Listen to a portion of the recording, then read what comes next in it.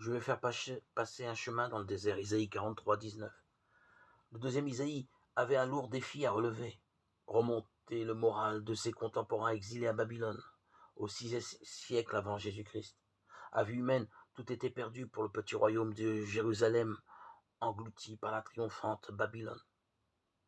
Et la politique aventureuse des rois de Jérusalem, qui n'avaient pas accepté de se soumettre, avait conduit Nabuchodonosor à écraser, sans pitié, toute tentative de rébellion.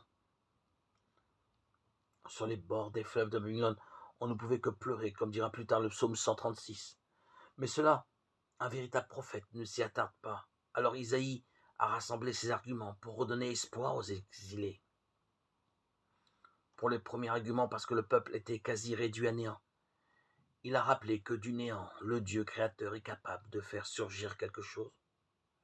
Voici que moi, je vais faire du neuf, qui déjà bourgeonne.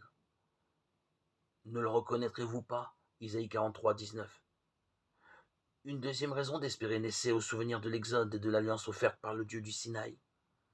Qu'on s'en souvienne, le tout petit peuple hébreu avait bénéficié de la protection du Tout-Puissant pour échapper aux chars et aux chevaux des Égyptiens en traversant une mer miraculeusement asséchée par leur protecteur. Exode 14, 26, 30.